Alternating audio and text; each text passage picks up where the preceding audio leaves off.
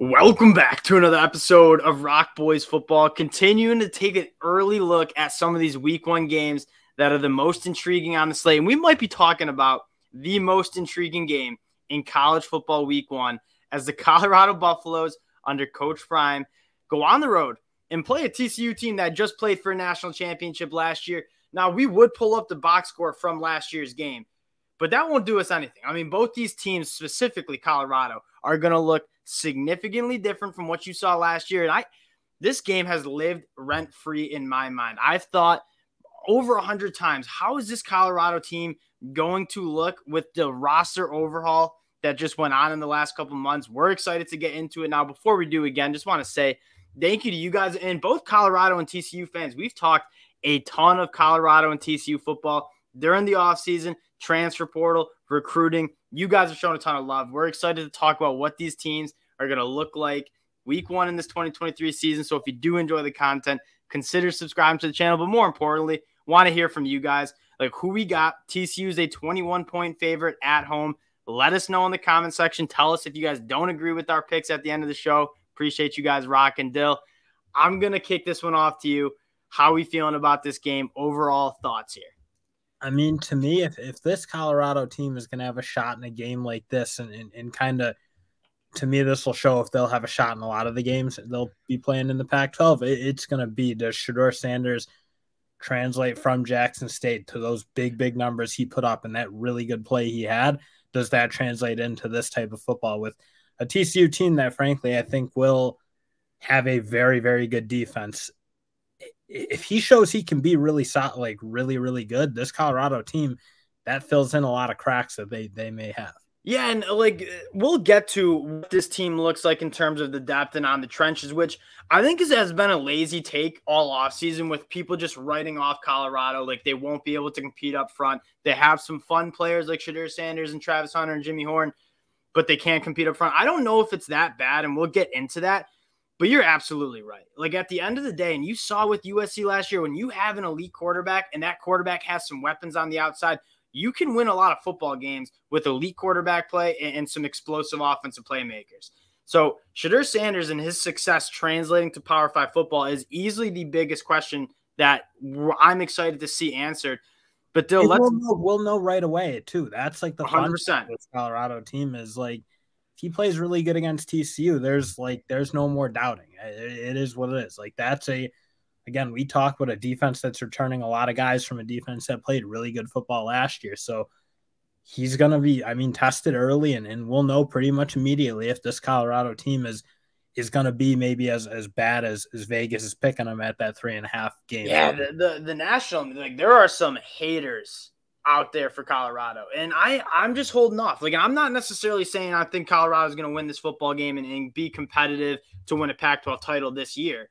I'm not going to say that, but I don't think like they're as bad as a lot of people are saying. And it's so unknown. It's like, we can all take guesses, but they're all guesses. It's a lot of guys for Colorado who haven't necessarily proved it at the Power 5 level, at the top of college football, but again, that's not to say they can. It's not to say like Travis Hunter, Shedeur, those guys are big talents. A bunch of those transfers maybe they didn't get their shots at the Florida States or wherever else they were coming from, Washington. But we'll see if they can take this opportunity that they now have at Colorado and run with it and play really good ball. They might, for all we know. But again, that's why I don't get like these people writing them off. It's like, who knows? This is a game where, like, we're going to give our picks. I'm going to give you guys my take on this game. I'm not betting it. Like, I just want to see what this Colorado team's about. And quite frankly, we've talked a lot of Colorado. This TCU team is going to look a hell of a lot different, too. I want to start with TCU on the offense side of the ball because I think you can learn a lot, too. Chandler Morris taking over. I think a lot of people forget. He was the day one starter against Colorado week one last year. He won that job in camp. I like Chandler Morris. I think he probably fits this TCU offense a little bit better than Duggan did. But Max Duggan was just super special in his terms of just being able to win football games and make it and just be an impact player. Now, not just Chandler Morris, though. You're replacing a first-round wide receiver in Quentin Johnson. You're replacing arguably one of the most slept-on running backs in the country, Kendre Miller, and then some other guys too, Darius Davis, Tay Barber. A lot of offensive production is not here from this TCU team in 2022. Dill, I want to start with this TCU offense going up against this Colorado defense. What are your takes on this TCU offense heading into 2023? I mean, just to start, I think the people who are like, again, you talk about writing teams off, like, oh, they lost too much. They lost Garrett Riley. They lost Duggan. Like, let's give Sonny Dykes his flowers. This guy knows how to coach offense. 100%. Wherever he's been, he's scored a lot of points. Chandler Morris is very talented. I like the transfer additions. They brought in a lot of talent.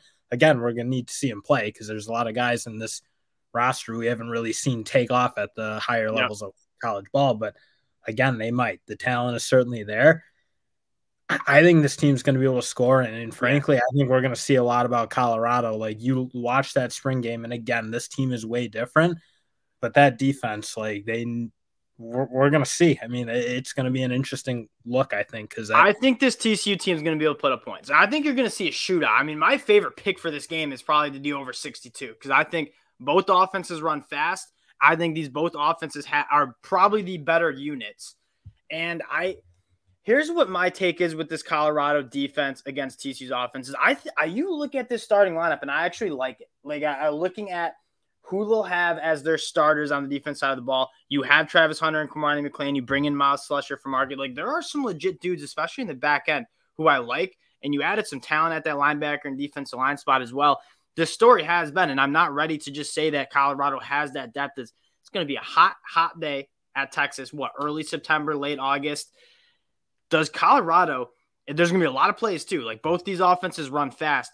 Does Colorado have the depth on the defensive side of the ball to cycle guys in and out and just kind of keep up with this TCU offense? That's probably my biggest concern for Colorado. It's not the players. It's kind of that depth piece of Colorado, and can they kind of match up with this high-octane TCU offense? And that's, frankly, the inherently challenging part for what Coach Prime has to probably deal with is he just hasn't had the time to build the meat and potatoes of the team. Again, they have their stars. For sure they do.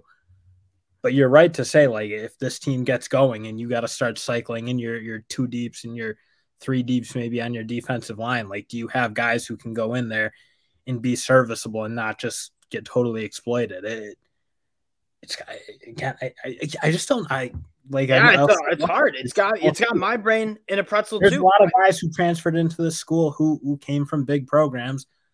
But again, we just haven't seen enough, I think, play to think like, oh, this team's going to shut TCU down. I think TCU, you're right, will probably score their points. And now I think Colorado has a chance potentially, like we talked about, at keeping up, right? And Shedeur Sanders, and you're going to see Travis Hunter play wide receiver. And, like, you look at their wide receivers, like, I like these guys at the wide receiver spot. Jimmy Horn Jr., absolutely awesome. Jordan Tyson, Xavier Weaver, like, they got what Jordan Tyson transferred. But Jimmy Horn Jr., Xavier Weaver, Travis Hunter, like, those guys are playmakers. And if Shedeur Sanders is kind of like that Power 5 stud that a lot of people think he can be, like, I think this Colorado team will be able to put up some points. I just don't know if it's enough. So I guess that'll cycle into our picks here, Dale. TCU 21-point favorites. That's 3 touchdowns on the spread. Where are you leaning here? And again, this is a game that I'm not going to bet against Coach Prime right now. Where's your lean, though? I mean, I do probably think TCU is going to win this game at the end of the day. Again, it comes down to me just not knowing what this offense is going to look like. I think I'm pretty confident TCU is going to score their points. I think they'll do that on most teams they face, frankly. It will be, like, Shedeur Sanders, Travis Hunter, and those wide receivers who are certainly probably the strength of this football team, at least right now, maybe kind of combined with their secondary room. It'll be, can they get after this TCU team? But I think this TCU defense is really good. I think they're really good up front. I think what they were able to do was cause a lot of havoc. Yes. And that's what concerns me for Colorado. Because, again, you're just transferring a bunch of – your offensive line has no continuity. It's just going to be totally different. And can you deal with that chaotic front that TCU put on a lot of teams and made good offensive lines look kind of weak? I mean, you look at that Texas game. That's a really good offensive line. They took over that unit. They couldn't. Texas couldn't protect them. They couldn't block in the run game.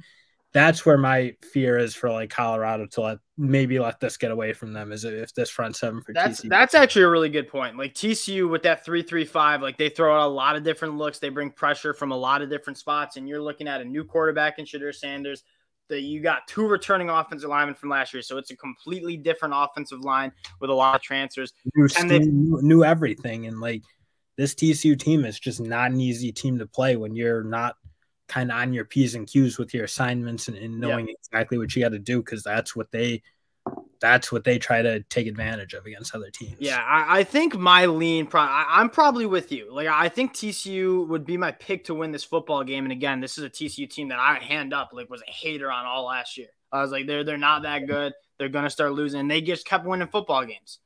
Now, my favorite play is the over. Like, and we're not gonna get too much in the weeds of the picks. We're sitting here early July, but like, man, I think there's going to be a lot of points because you look I think if you like the over, you should probably like Colorado.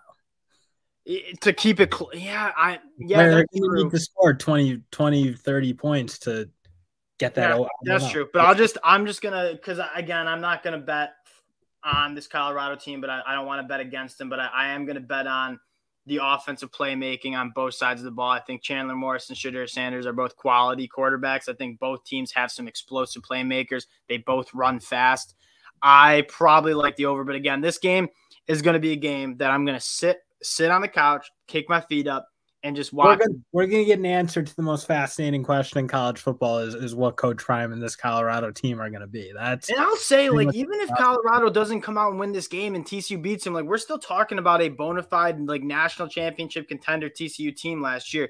Like, even if Colorado loses this game, you're going to get the haters saying, like, oh, Colorado is a boss. Like, Deion Sanders doesn't know what he's doing. Like, if they lose against TCU, like, I'm not writing off Colorado the rest of the year. Like, you're going to get them playing Nebraska next week. So this is going to be an exciting one. We're going to learn a lot from both teams too. Like, TCU's got a lot of moving parts as well. Boys are excited for it. I think TCU wins this game, but I do think there will be a lot of points on the board. Again, appreciate you guys checking the boys out. If you do enjoy the content, consider subscribing to the channel, and we'll talk to y'all later.